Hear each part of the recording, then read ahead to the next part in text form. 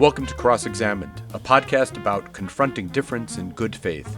I'm Evan Mandery, and in each episode, my co-host, John Inazu, and I come at a divisive question from opposing viewpoints and work to understand each other more fully without giving up on the conversation. In episode 1, we get to know each other for the first time, on the air, and explore whether genuine connection is possible across deep disagreement. So let me set this up. I met John and our producers, Perry and Allison. Hi, John. Hi, Evan. Hi, Perry. Hi. Hi, Allison. Hi. I met them a couple of months ago at a conference at Washington University in St. Louis, where John is a professor and one of the most distinguished First Amendment scholars in the United States. But the conference was about education and democracy, and I've written quite a bit about issues in elite higher education, and I had an epiphany, which John says I'm wrong about, but at a certain point, I reached a conclusion, perhaps erroneously, that I was the only atheist in the room, and John will correct me in a second, but actually I was really happy about that. I really actually liked speaking with people that have different frames of reference than I do, and almost none of my friends are religious, and obviously a major part of what's gone on in the United States has a lot to do with religion, and I was like, I need to learn. And I pitched John on an idea, and I was like, well, how about we talk about our lives from our very different perspectives. John is religious to some extent, which he can describe, but he's also a very scholarly and accomplished proponent of civil discourse. So I said, why don't we start to talk about stuff from our different perspectives? And we did one unusual thing. I'm pretty confident that John and I can be friends, but we saved a lot of the questions that we would normally ask each other on a first date. We saved it for doing here. So, John, how do you feel about having our first date here on the air?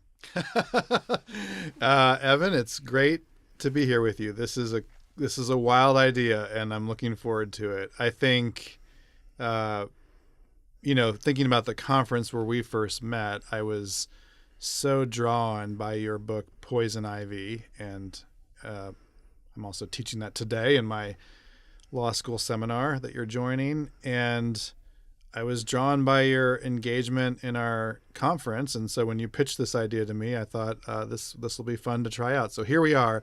I think the question of can we be friends is intentionally a question without a ready answer. It's a contingent question. We'll see. I think there are lots of things that we probably have in common, some of which we know from our various writings, some of which we can gauge temperamentally, but there's a lot we don't know, including how each of us views what friendship is. And so for me, one of the interesting challenges ahead is that my real friends in life are always a mixture of shallow and deep. I have very few friends who are just shallow all the time. I have acquaintances who fit that category, but not friends. And I have very few friends who are only deep all the time. I think friendship requires both. And the challenge of this format is we are trying to be very intentional about understanding each other, which lends itself toward the deep. So how do you then include the shallow? And at the same time, how do you talk about the deep in a podcast that other people are going to listen to? So as I was walking over here today, I was thinking, you and I might say things to each other that I would say in the course of a normal friendship that I'm beginning to trust that I have never said publicly, that I would, as a test of, not a test of friendship, as a commitment or a step of trust toward deeper friendship, I would eventually talk about certain things in my life to someone who is becoming a friend. I rarely do that in a podcast or a public writing. So that challenge strikes me as somewhat unique, that we would be in the middle of talking to each other, but always aware that there are microphones and cameras and other things around. And how do you, in sort of a laboratory experiment, how do you do that in a way that doesn't distort the process that you're trying to pursue? All right. Well, I'll try to do my bit and ask you only the most uncomfortable personal questions Perfect. that I can. Okay. So first date, where'd you grow up, John? Oh, we're just right into it. I Yeah, see. that's it. Where did I There's grow no up? ceremony here. I was raised in a military family, so we moved 10 times before college. I grew up everywhere. The longest I lived anywhere was 3 years. I went to high school in Colorado, and that kind of feels like home as much as any place. Yeah, I always think where you go to high school is kind of the place. Are your parents still around? Where do they live? My dad died 5 years ago. My mom still lives in Colorado Springs, where they retired, and my brother also lives in Colorado Springs. Was religion part of your life growing up? It was, yes.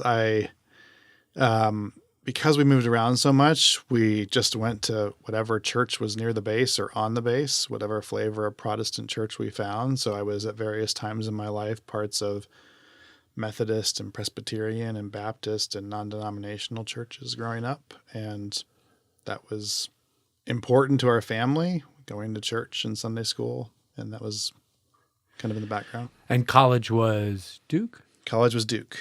And this is going to be an odd question. Do you carry your faith there? Like, are you openly engaging with other students about it? Yeah, so I went into college. I was fairly active in things like youth group and other ministry activities in high school. So I went into college with the purpose of finding Christian community when I started there. And so I found friends my roommate was a friend from middle school. So we sort of cheated the system and already knew each other. And he was also a Christian. And we found other Christian friends and went to the Christian fellowship that met on Friday nights. And we sang songs and played games instead of going to the parties. We weren't against the parties. Sometimes we'd go to the parties on Saturday nights, but Friday nights were the ministry time. And then we were all part of the same church and were together. So all 4 years of college were deeply formative in terms of my own faith journey and growing in my understanding of what faith was and friendship and community were. What was your academic direction when you were in college? Pretty mediocre. I went to college on an ROTC scholarship. My parents had said, you can go to school anywhere in Colorado and we'll pay for it, or you can go anywhere else and you'll pay for it. And looking back now, I thought that was a strategic error because Colorado is a pretty great place and there are great schools there. But for whatever reason, I wanted to go to Duke. And so I needed a way to pay for it. And that was Air Force ROTC. And they paid for all of college and gave me a stipend, but the quid pro quo was that I had to major in engineering. So I started and finished with a civil engineering degree. I learned a couple months into that program that I really didn't like engineering, which created a challenge for me. But I did enjoy Duke and friends and church and didn't want to leave Duke. And so I made the decision sometime around the end of freshman year that I would stay there and finish out the engineering degree. So I've got a BSc in civil engineering, spent my senior year working on hog waste management in North Carolina, and have not done anything with that degree since. And did you go straight to law school or did you serve after college? I went straight to law school. The way it worked was that I had to apply for a delay from the Air Force. And by the end of college, I knew I did not want to be an engineer for the Air Force, and they had slotted me to be an intelligence officer. And after some thinking about that, I did not want to be an intelligence officer either. So I applied for this delay to go to law school, knowing nothing about law school. I'd never talked to a lawyer, had no idea what law school was. I just knew it was not engineering and thought this will be a way to do something different than engineering in the Air Force. And so I went straight into law school, also back at Duke. And then I received this call from the Pentagon saying, we've got this program. You've never heard of it. We want you to apply. You could spend 4 years in Washington, D.C., or you can roll the dice and get stationed in Minot, North Dakota, or Del Rio, Texas, or some other garden spot with the Air Force. So coming out of law school, I thought D.C. seemed like a great deal and ended up taking that job. What did you have an academic direction in law school? Did you have a sense of what interested you? No. I was a very mediocre law student. I didn't understand law. I was terrible in my first year classes. I still don't know how to take a law school exam. Probably shouldn't tell my students that. And I didn't understand the game that everyone else seemed to be playing. Right. I didn't know what a journal was or a clerkship or anything else. I just had no idea. I will say the one part of law school that started to click for me is I took a bunch of independent studies in law and theology, and just doing those readings on my own and writing papers for one professor, auditing some classes in the divinity school. That became kind of the intellectual academic focus that really drew me. But other than that, law school was a complete maze for me that I still don't really understand. And then after Air Force, private practice for some clerkships. Yeah. Right after the Air Force, well, I spent 4 years in the Air Force fulfilling my service commitment. And at the end of those 4 years, I thought I've actually figured out that I love the law. Unlike law school, I loved legal practice. I understood it. I was good at it. I was a good litigator. I was good with clients, but it was all way too fast paced. And I looked at the people who I worked for and the people in private practice and thought, I do not want this kind of life 20 years from now, this kind of life where I'm pulling all-nighters and missing my kids' events. And I just felt wired to be someone to think and write. And so I thought, well, maybe I should try to teach. And so I reached out to the one person I was still in touch with from law school who reminded me that I had been a mediocre law student, and then said, if you really want to try to be a law professor, you've got to clean up your resume a bit, including trying to clerk, and in my case, doing a PhD. So I was very fortunate to get a clerkship on the Eighth Circuit, and then went back and did a PhD in political theory, and then did a visiting job at Duke and ended up at WashU. Huh. And what was like your epiphany, like what clicked in practice? What was it that you liked so much about it or resonated with you? Oh, I think I figured out, well, the hard thing for me about law coming from engineering was I was ready for black and white answers and math and physics where things work out. And then you get hit with the first year of law school and everything is gray and it all depends. And I had taken 0 humanities classes and I had no idea of how to think this way. And it took a long time to figure that out. And then I realized once you're into the paradigm of persuasive argument, making the best possible and clearest argument that you can, and then knowing that sometimes you'll be persuasive and sometimes you won't be, but you still have to be clear. You still have to represent your client faithfully. You still have to make a good faith effort toward what you're doing. Then it all started to click. And I liked litigation. I was good at litigation. When I lost, I realized it wasn't always because I'd done something wrong. It's just the systems, you don't always win in the system, even when you have a good argument. And so it all started to click for me. And then I had a lot of responsibility right out of law school at the Pentagon. A lot of my clients were very senior people, and I enjoyed the pressure and was good in those pressure situations. So I just thought, well, this whole thing makes sense and it's enjoyable and I can do it well. And from a distance, it seems like the academy made sense to you. I mean, you're prolific, so you kind of got writing law review articles and then books pretty quickly. Am I right about that? Did it make sense in that way? Well, I kind of had to figure out what that was because I didn't really understand what teaching was either. Sure. This my whole life story is not understanding what I'm doing, I guess. But so I have always enjoyed writing and I have always been fairly good at writing. So the opportunity to go back to graduate school and do a lot of writing and a lot of reading was really a privilege. And that time of just exploration. I mean, I remember going to the stacks in the library and just spending hours looking at random books and realizing, oh, I came here for this reason. And now suddenly I've discovered these 5 other books I didn't know existed. And I can spend time thinking about how they work into what I'm working on, which of course I never do anymore because someone will find the book for me. And I've robbed myself through my own late career efficiency from just the joys of discovery. But that process of just looking for connections, uncovering primary sources, creating an argument that nobody had thought about before, and then crystallizing it into a product. I mean, to me, still, even today, writing a book is the most exciting, most rewarding intellectual experience I can think of. way different than writing an article, way different than preparing an essay. It's complex, it's creative, it's disciplined. So learning about that process and doing it for the first time was a lot of fun. I'll say a few things that drew me to you. One was very interested in complexity, and you're very committed to pluralism. So I'm very interested in people that have a very specific outlook, right? You do come to this work as a Christian, but yet you're very deeply committed to the idea of accommodating a wide range of faiths and beliefs. That's definitely not everybody, certainly not everybody today, maybe a decreasing number of people. Do you understand yourself how you came to so deeply embrace pluralism? I think I do, but it wasn't strategic or linear.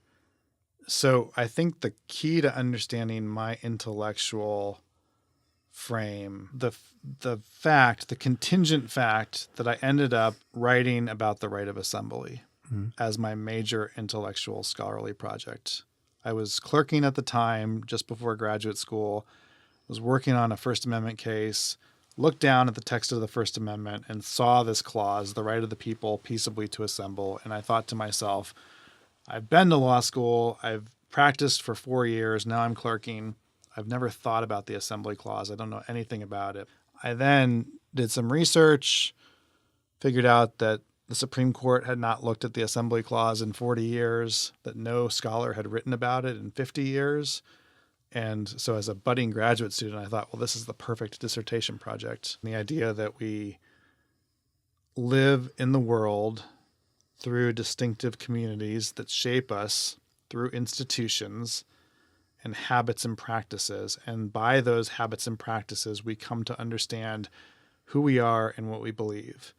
And because we engage in the world through different habits, practices, and communities, we also come to different understandings of belief, to such a degree that you can't necessarily sit down and just explain to somebody why you think differently than they do about metaphysics or ethics or something else. You actually might have to practice it yourself, or at least get a glimpse of what the community looks like before you can fully understand why someone would hold a belief. That's, I think, a key to understanding what pluralism is.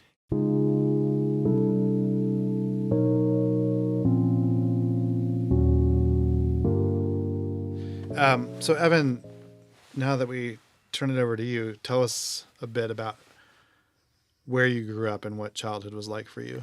I grew up in Brooklyn, New York, till I was 12, and then we moved to Long Island. And both of my parents were teachers. My mom taught Spanish. My dad was a math teacher, and then he became a high school principal at one of the specialized high schools in the city, Brooklyn Tech, where he went as a student and then became principal. And he actually still works there. He's 82. Quite proud of him. You know, I was very close to his parents. My grandfather was a mechanic, and my grandmother worked in a greeting store. So it was about as middle class as you could imagine. And what kind of schools did you go to growing up?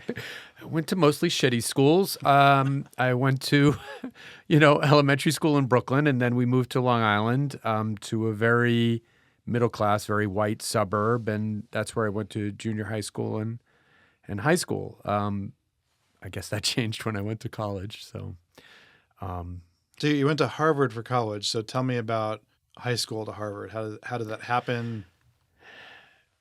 Well, I only understand in retrospect that I think I was admitted through, I actually got something called the Harvard National Scholarship, but that was like a descendant of a program that was targeted to bring like Midwestern farmers' children to the school. So, it's only in academia that the program could neither target the people it was originally intended to and also not give them any money. So I ended up there, and, I went to law school for the worst possible reason, which was I just was good at school. So that's what I understood. I had no idea what I wanted to do or be. What'd you study at Harvard in college? You get prepared to make fun of me. I was a social studies major. It was a concentration. Actually, it was very interesting to me, and I went on to marry a sociologist, so that was helpful. So, social studies at Harvard, doing well in that program, and then law school felt like the next academic step for you. Yeah, I just didn't know what else I wanted to do. Uh-huh. So I deferred basically making a decision. And tell me about the law school experience and what you learned about yourself as a lawyer in training. Law school was, I would say, the intellectually transformative experience of my life. The first year, I had two critical legal scholars my first year, Martha Minow, who went on to become the dean, and then a man named Morton Horowitz, who was an expert on tort law. And I'd had some really, really good teachers.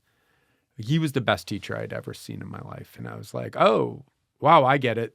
This is all kind of BS. You know, the law is just these assertions of power. People are manipulating language for their own purposes. There's no inherent meaning there. And that was very, very empowering to me. I'm lastingly grateful to him for that. And is that your current belief about law? Yes. Okay. That's a great fundamental disagreement for us to dive into at some point. Because I think if I believed that about law, I would not be teaching in a law school. I understand the arguments for sure, but I think absent a belief that there's something there, I'm not sure what we're doing in law schools. I suppose you are persuaded that the law is fundamentally and maybe only about power and can be manipulated to different ends. So at some point, I'm guessing, did you practice or did you decide? I did. Okay, you did practice. Yeah, I was a litigator for, on and off for six or seven years. You did practice. Yes. So as a litigator in a first order way, you were thinking, I'm playing a game and I'm trying to manipulate ends to maximize power in my interest. Well, that would suggest that I cared about anything that I was working on. I was a lawyer once. One of the last cases I worked on, we represented Nokia Bank, and I had written a motion to dismiss. And I said to the legal assistant, I'm going to bet you $250 that we win this. And she said, oh, well, you're so invested in it. And I was like, no, I'm not invested at all. I don't care whether we win. It was transformative for me. I had a couple of pro bono cases that I cared deeply about. And I worked on a death penalty case for, the better part of 2 years. And I cared very deeply about that. And then, in the way we would make better decisions if we reran our lives. I saw things that I could have done as a lawyer that would have been much more meaningful to me. So I would have liked to have worked at the ACLU. I think we probably share a view that the ACLU has somewhat moved away from its core mission. I would have liked to have worked for the NAACP Legal Defense Fund. I would have worked for Lambda. And I could have done any of those things for a long time. Tell me about the move away from legal practice and then how you eventually got to John Jay. Right. It was for really the most superficial reason. I will say I've always wanted to be a teacher. I actually taught when I was in high school. I taught throughout law school, including for a constitutional law professor named H.W. Perry, who was a great teacher. He's still a great teacher. And so I'd always had it in my head that I would like to teach. And so I applied to John Jay on a whim, institutionally a whim, not, teaching. My parents both went to CUNY. My parents both went to Brooklyn College.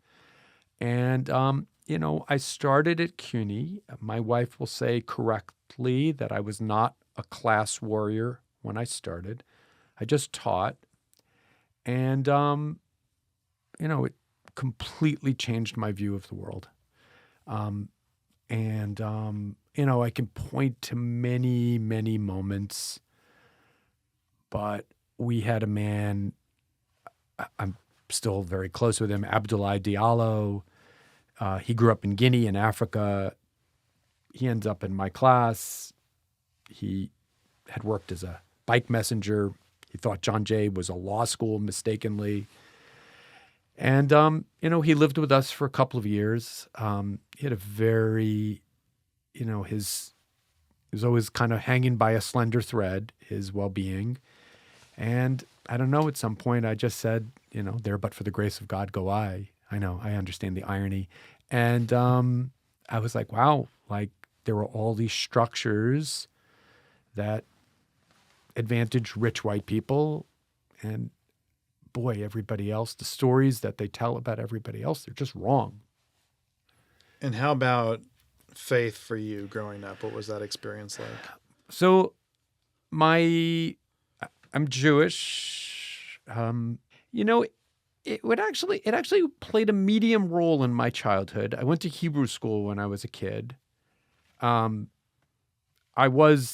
liked school. I was an academic, reasonably high achiever. So I liked that it was something I could be good at. And I don't think I had any understanding of what God was, but I had an understanding of what getting an A or an Aleph was. So I tried to get Alephs in Hebrew school. I went to shul on Saturdays. I don't remember my parents ever coming. Maybe they came once. And I was bar mitzvahed. And then, so I was bar mitzvahed after we moved to Long Island. And the rabbi, Erwin K. Botwinick, who was a very kind man, he was fired. And this sounds like me ages later. And I asked somebody on the board, why'd you fire the guy? And they were like, well, he wasn't dynamic enough. And I was like, oh, is that something we expect of religious figures? And then I was turned off of religion forever. And that was the singular moment that sticks out as a key turning point for you? I don't think I had any deep commitment, and I actually kind of attach a lot of weight to some biological predictors, and I kind of think I'm not genetically predisposed to being religious, but I was deeply alienated from it as a social institution. And I will say I remain so. I'm deeply, deeply skeptical of organized religion. But at least if it was, a system that made sense. So, just like what I said about you, this was a kind man, had me into his home. I couldn't understand a universe that just dispensed of him. Tell me about your passing reference to being genetically predisposed not to have, I'm assuming, transcendent faith or something like that? One of the books that really influenced me was The Righteous Mind by Jonathan Haidt. And, so I love taking psychological batteries, and I took it, and, one of Haidt's indices is purity. And I basically score the lowest possible score there. There's pretty much no joke you could tell me that would offend me. And there's almost nothing you could say that would make me walk out of the room. So, if you told me that I understand this is improbable, but you're a law professor, so you understand hypotheticals. If you said you loved horses, I'd be like, oh, wow, that's really interesting. By the way, there's a really good play called Equus about that. And I just try to understand it. I just doesn't get under my skin in any way. I'm intrigued in your answer that the question started about transcendent faith and you answered about conservatives. So what in your mind seems to conflate or commingle the two? Right. A lot. And it's part of what interests me in this project. So I don't see them as necessarily linked, right? I've read a fair amount of what you've written, so I have a sense of what your politics are. So I don't think it's deterministic.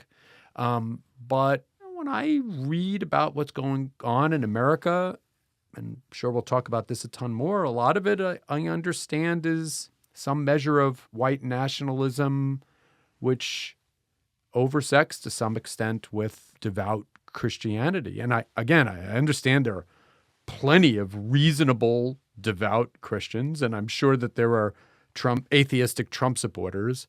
but they feel connected to me.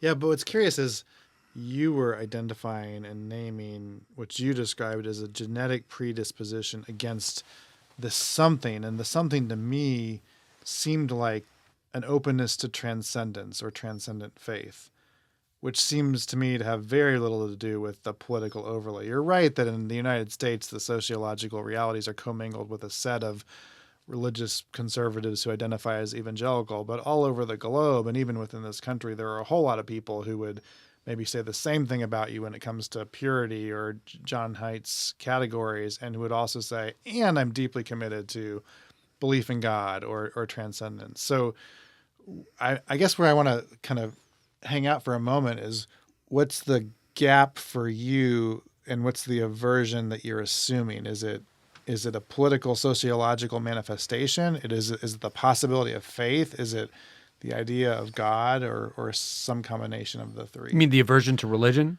Yeah. Or just, yeah. And why you kind of see that almost biologically. Well, another one of Haidt's kind of dimensions is orientation to authority. And, I'm anti-authoritarian. I respect structures. And as a civil libertarian, I really think rules are very, very important. But I believe in rules because I believe in the underlying principles, right? I support free speech not because I think it was ordained by God, but because I have a deep mistrust of governmental overreach and because I think it's, the best way to pursue truth. So I guess I'm trying to say, that's what I observe about myself that gets me to that place, but I just don't see institutional religion as having been a force for good. If I'm being honest, and it's part of why I'm here, you don't scare me at all. Actually, I'm quite drawn to you, but it scares me. And part of why I sought this out is I want to understand. Maybe I'll be more scared at the end. Maybe maybe you'll convert me, which will be an improbable result. The deep evangelical in me is thinking, there's a lot of openness here. You haven't yet raised a fundamental objection metaphysically or epistemically to anything about, I think, transcendent belief. Okay, but enough on that for now.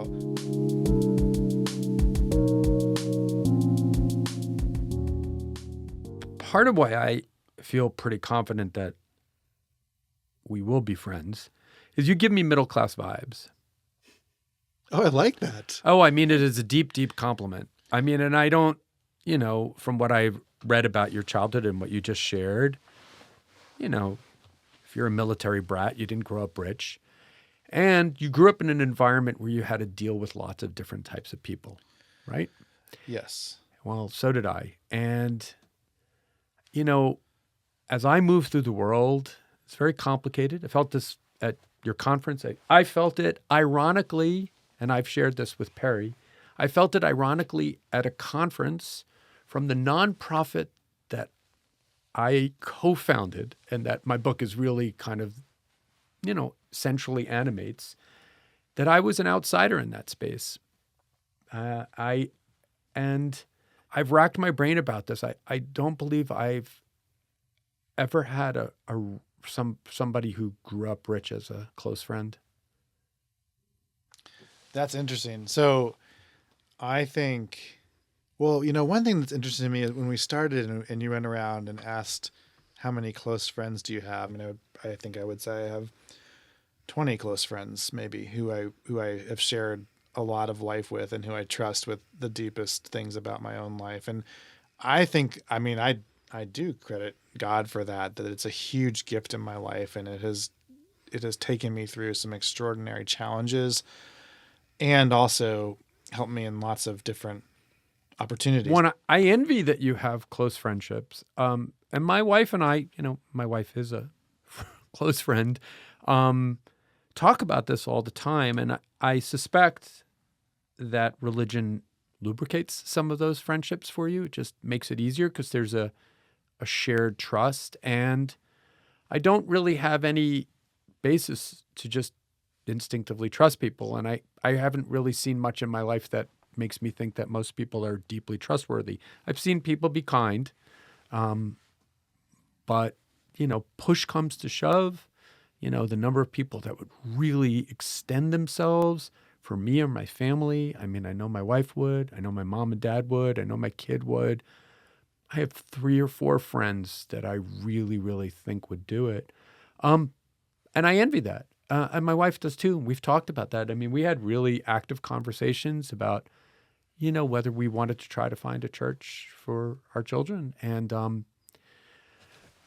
it just hasn't worked. And that's partially for both of our reasons. And then, seconding what you said, I mean, we grew up, and I could have been you in different shoes. I could have ended up at a different university, and it would have just changed the whole trajectory of my life. My wife, and I always talk about this. So she, had job offers at some fancy liberal arts colleges, and she's like, "What would I have become?" So it's what excites me about these conversations. There's definitely something very deep that we share, and some things that we don't, but we've moved through the life differently, and I'm interested to hear what's worked for each of us and what hasn't. Yeah, I like that too. And I will say, before we get to the discussion about the experiment in pursuing friendship, which I do want us to record a bit about, I think for me, friendship, some of it has to do with religion and religious community, but it was also, we're all the stories of our own childhood. I was a very, very lonely kid growing up. I had very few friends. We moved around a lot. I had challenging family dynamics coupled with just mistrust of people. And so for me, I think it wasn't really until 8th grade. I think 8th grade was the first time I would say I had a friend. Wow. And I also don't remember much of my early childhood. And so that part of life, feeling quite alone, I think makes the priority and the premium on friendship all the more important to me. And so yes, religion, but also story. Well, mostly same on that. You were a reader, yeah? I was. As was I. Yeah, lonely kids read a lot, I guess. Read a lot, and it's it's a gift in its own way. So where we're going to go from here is we're going to explore every tough life and social topic we can think of from our different perspectives and try to learn from each other. Do I have that? Yeah, I think that sounds great.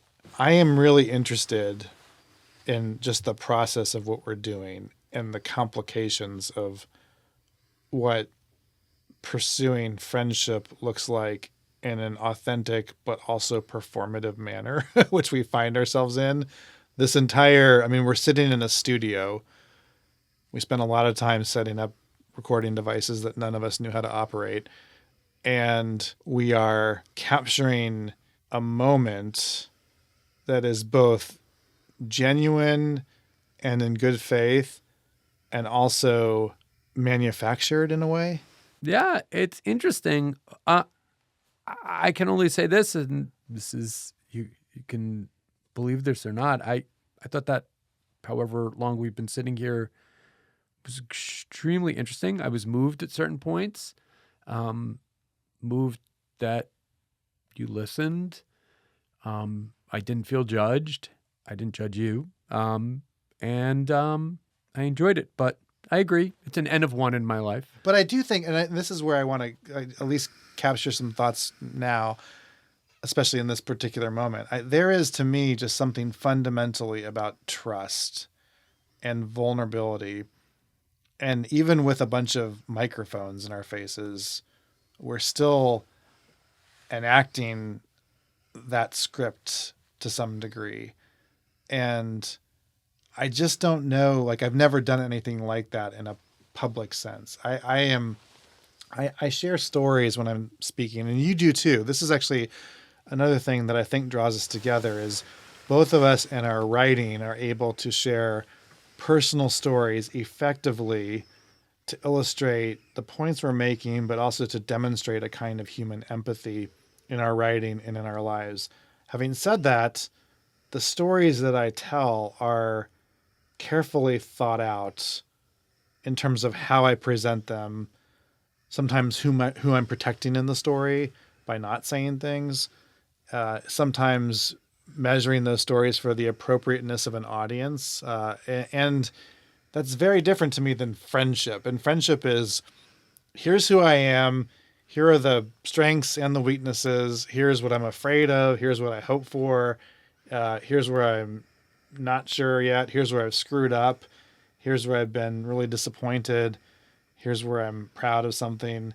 Those are all very less scripted and harder to narrate publicly. So that's the kind of question I'm having in the back of my mind right now. Well, it's a logical question. I mean, we all curate our self-image. We're all, and to some extent we curate our image to ourselves. We tell us stories about ourselves that, it's what we choose to tell ourselves. So it's different. And it's just over time. I mean, we'll see. We'll either come to trust each other or we won't. But I think we will. With all of our listeners, too. Sounds good. We'll get to know them, too.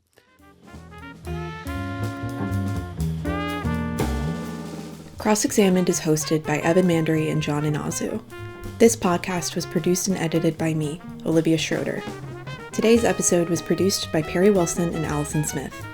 Music by Nathan Eklund and James Bawley.